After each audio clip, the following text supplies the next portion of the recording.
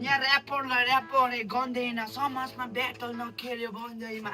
डाँडा पारी सम्झनामा टोलाइरहन्छु आज भोलि तिम्रो यादले मलाई धेरै सताउँछ तिमी छैन यादमा मेरो कल्पनामा आइरहन्छौ त्यही पनि ठिक छ के भन्नु तिमीलाई जिन्दगी यस्तो नै रहेछ खासमा रमेश वरिपरि जता त्यसैमा आज भोलि ऱ्याप अनि अल्लाह राख्छु देश महँगो छैन तर दामी लन्च ड्रेस ट्याटो हाप्ने हात दिए कलर केस या दाजुको टोपी फाटेछ या किन फाटेको टोपी लाउँछौ दाजु तिमी या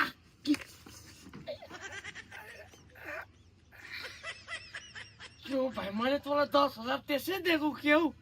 दाजुको हात नानेर फ्र्याक्चर भइरहेको छ 10,000 तँलाई यही गर्नुको लागि दिएको मेरो लौरो बनाइस् लौरो मैले रेडी बनाएर राखिदिएको छु यहीँ जाल लिएर आइज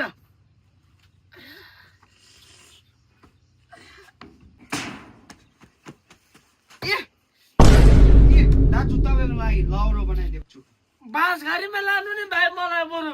त्यो बाँस उखालेर ल्याउँथ्यो नि त यो लौरो र टेक्नु कि उखाल्नु कि गाड्नु टेक्नु हेरेको नि कहाँ उखाल्नु गाड्नु भनिरहेको दाजुले चाहिँ म ऱ्यापमा भनिदिउँ यो बाँस होइन एउटा तिम्रो लागि टेक्ने लौरो हो दाजु तिम्रो हात फ्र्याक्चर भएको छ तिमीलाई के याद छैन दाजु तिम्रो अर्को देब्रे हातले यहाँ पक्रेर हिँड्नुपर्छ दाजु या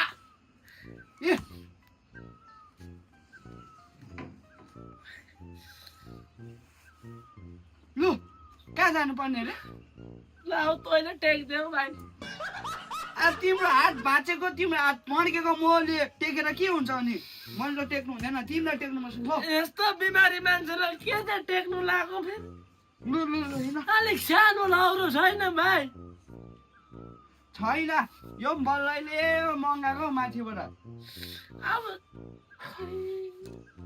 जुमेन लु या तिम्रो हात कसरी मर्केको भाँचेको भाइ चुप लाग्दैन हो भाइ भाँचेको भन्दा भाइ चुप लाग्दैन भाइ हात दुखिरहेको छ भाइ या तिमी अगाडि अगाडि म पछि पछि दाजु या के भएको तिम्रो चाको छिरिरहेको छ या दाजु तिम्रो हाफेन ट्र्याक फाटेछ कहिले कटु लागेको छ कि छैन दाजु या लागेको छैन रहेछ दाजु तिमीले किन कटु नराखो होला या हात बाँचेको भए किन कटु लाउनु तिमीलाई साह्रो पर्यो म थिएँ त दाजु मलाई बनेको भए तिम्रो कटु नै लगाइदिन्थे भाइ नाडाटे भन् त कसको घरबाट खाममा उखालेर ल्याइ कहाँ ल्याउँछ दाजु तिम्रो लागि ल्याइदिएको मैले आफ्नै घरबाट होइन दाजु बिमारी त लौरो उचालेर यहाँ गलिसक्यो भाइ हेर्नुहोस् न दाजु हेर्नुहोस् ए भाँचेको हात भन्दा लौरो बोकेको हात दुखिसक्यो भाइ के हुँदैन हौ हेर्नुहोस् न हिँड्नु न हौ दाजु भाइ खुट्टा बिस्तारै हिँड्नु दाजु बिस्तारै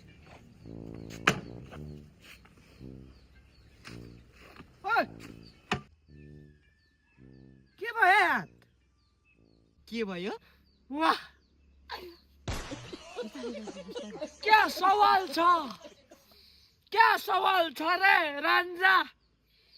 के भयो देखेन यहाँ होइन कति मिठो सवाल वाह क्या मिठो सवाल के भयो भनेको यहाँ ब्यान्डेजहरू लगाइराख्छ के भयो नानी जन्म्यो नानी खेलाउँदैछु दाजु नानी कति मिठो सवाल के भयो अति उत्तम मलाई मन परेर सवाल खुसी लाग्यो मलाई आज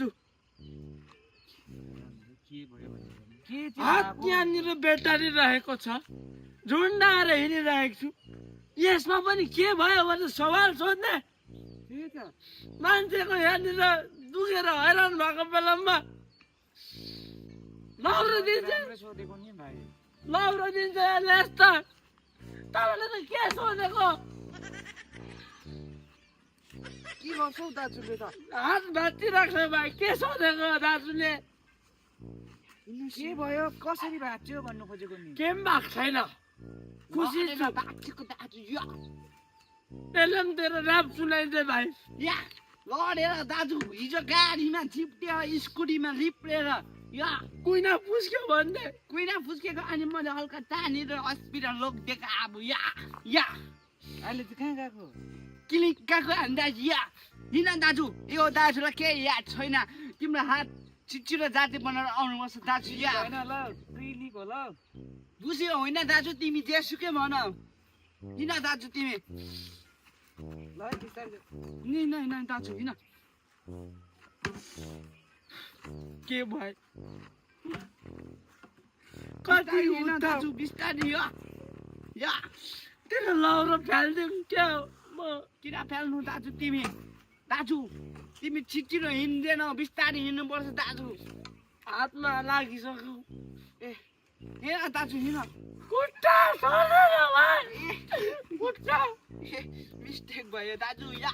तिमी नरिसन दाजु म छु नि या किन टेन्सन लिन्छौ बा ए दाजु या भाइ प्लिज एकैछिनको लागि त शान्ति बस्दै नि भाइ या भाइ बिस्तारै औ हिँड दाजु फेरि यहाँबाट लड्यो भने तिम्रो हात छैन फेरि खुट्टा पनि थपिन्ला भाइ दाजु या भाइ लौरो त हिँड्दैन हौ भाइ बोक त मलाई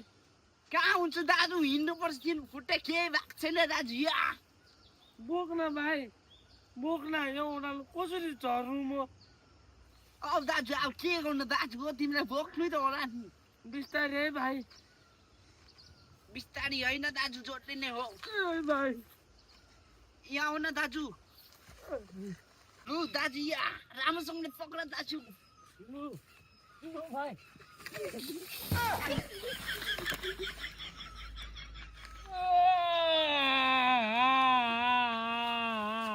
दाजु हल्का फिसल गयो रे दाजु दाजु हल्का फिसल गयो रे दाजु के भएन किन रुनु भएको दाजु छोरा मान्छे भएर जतासुकै नरुनुहोस् है छोरा मान्छेको आँसु त किन्ती पो हुन्छ त हौ कस्तो केटी मान्छे जस्तै जतासुकै रुइरहेको हो न यो दाजु त के भयो मन दुख्यो मसँग के अनि बाउ दुध छोडेर गयो के बाउले गाली गर्यो के भयो अनि घरमा भात दिएन के भयो आमा पापा र आमाले अनि किन चाहिँ रोको छु त भाइ छु त यहाँ भाइ किन रोको भन मलाई भाइ हौ दाजु मेरो दाजु भन न भाइ पिसाब भयो भाइ मु त न त अनि वाह क्या उत्तर छ क्या उत्तर दिनुभयो मुता न त अन्त कसरी मुत्नु भाइ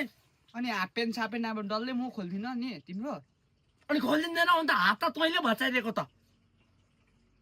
बिच्छाको नबोलिरह्यो दाजु सक्दिनँ म तिमीलाई यसरी स्याहारिरहनु दिनको दिन भाइ देब्रे हात त राम्रै थियो ल भाइ देब्रे हात खोल्दै थिए मुत्दै थिए चाक पनि पुस्दै थिए तैँले नै लडिदिएको होइन त्यो मैले कस्तो खाले जानी मान्छे। जानी कहाँ हो त अनि चिप्लेर लडेको पो त किन त अन्त चिप्लिनु खोला खोला आफै गर म त सक्दिनँ कसरी चाहिँ खोल्नु 200 रुपियाँ खोल न अब छ त दुध दियो हात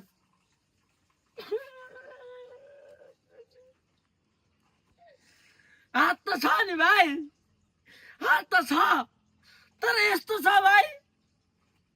अब आजको दिनमा तिमीले चेन खोल्नु लाउँदैछ भोलिको दिनमा हगेर पिन पनि पुस्नु लाउँछ जस्तो लाग्छ मलाई त अब त्यो त गर्नु पर्यो नि भाइ गर्दिनँ दाजु म सक्दिनँ ल ल त्यसले भए म हाफप्यान्टमै मुत्छु हाफप्यान्टमै मुत्छु अन्त भोलि हाफप्यान्ट खोल्दाखेरि तिमीले भन्नु लुगा धुनु भन्नु म कसरी धुनु भन्दाखेरि हात छ त त्यसले धुनु नि भन्छ होला के भन्नु अनि हात छ नि अनि त्यसले धुव न अनि भाइ मेरो हात यस्तो छ भाइ केले धुनु कसरी मुत्नु जे खोल्दैन भाइ मुत आयो खोल्दिनँ म आफै खोल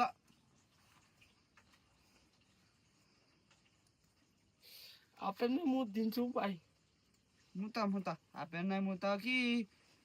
कट्टुमा छेर कि मलाई मतलब छैन के 10,000 खाँदैछ तिमीले छोडिदिनु त पर्छ तैँले त छोडिदिन्छस् नि भाइ अब त उल्टा तिमीलाई पो राख्छु म 20,000 जस्तो दिएर खोल्दैन साँच्ची नै जाऊ दाजु छ हौ खै आया आया आया हातमा लाग्यो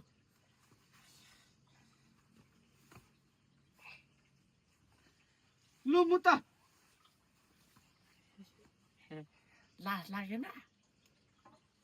अब के गर्नु जिम्मेवारी नै यस्तो आएपछि मु त उता गएर मु त है म तेर आइहाल्छु छिटो आउन दाजु तिमीलाई हल्का चढाएर मैले मजा गरिदिउँ भनेर यहाँ चढाएर फर्काएर यतातिर लड्काएर कस्तो जान्छौ तिमी घुम्नु तेर्सो जान्छौ ठाडो उकालो तेर्सो स्वर्गीय बास हुन मन छ ए होइन मिस्टेक भएछ आउन बस दाजु या देब्रे हात राम्रो थियो तिमीले पनि बचाइदेऊ अब यहाँ दुइटै हात यस्तो छ कतै खुट्टा पनि बचाइदिन्छ सुतिया बिस्तारै कुदा है भाइ जिन्दगी लामो छ बुढी बिहा गर्नु छ नानीहरू पाउनु छ अब पनि बिहा गऱ्यो भने चाहिँ कहाँ राख्छ दुईवटा भाउजू मार्ला नि तिमीलाई फेरि राई र लिम्बू मिलेर तिमीलाई काट्ला नि खाऊ तेरो बाउ हौ किन यस्तो भन्छौ हौ मेरो चाहिँ यहाँ हात दुख्दैन कि क्या हौ बस न त्यही भएर त मैले कुदाउँदैछु त दाजु तिमीलाई याद छैन त्यो पनि जहाँ पाए त्यही नकुदाऊ दुख्छ मेरो घाउ तेरो बाउ तिमी कहाँको भन तिम्रो ठाउँ माथि छिमेकी बिर्स्यो कि हौ दाजु तिमीले मलाई हौ घन्टाको बिर्सिन्छ किन बिर्सिनु बिर्सेपछि किन बिर्सिनु भाइ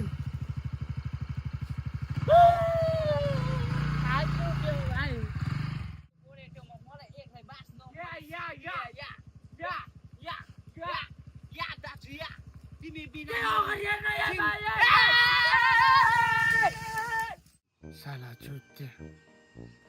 लडाउनु त लडाइस् आफू पनि फ्र्याक्चर भइस् अब के गरौँ जिन्दगी भिख माग्ने बाहेक अरू हाम्रोमा कुनै बाटै छैन गरी गाउँ गरी खाउँ भने हातै छैन बुझ्छ माग अब माग दाजु दाजु आउँदैछ जति सक्दो माया लाग्दो है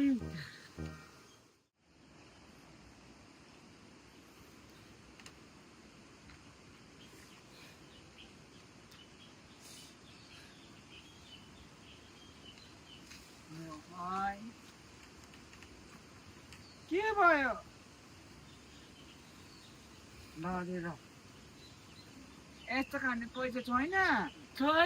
दिनुहोस् न दाजु के इनोसेन्ट हुनुहुँदो रहेछ तपाईँहरू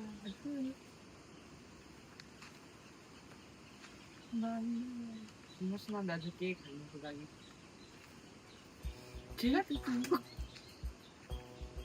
दाजु के दिनुहोस् न दाजु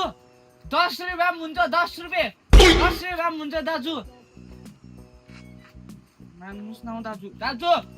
भाइ मेरो त हात त जाति पो हुँदैछ है भाइ के भयो दाजुलाई चाहिँ फेरि यो हात होइन अर्को अब माग्न दाजु 10 रुपियाँ हुन्छ दाजु कहाँ दिन्छ तेरि खाऊ त हौ भाइ एउटा हात खाँदा अर्को हात पनि खाइदिस् सँगैमा अब भिख माग्ने सम्बन्धमा अवस्था आइपुग्यो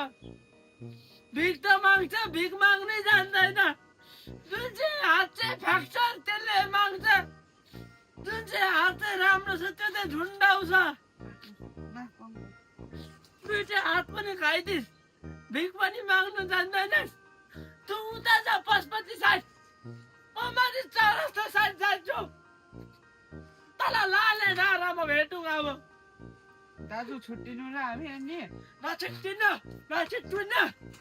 अहिले त सँगै बस्दा दुईटा हात तेरो हात गएको छ भोलि दिनमा सँगै बस्यो भने भएर मुन्डो हराउला भाइ जा दाजु होइन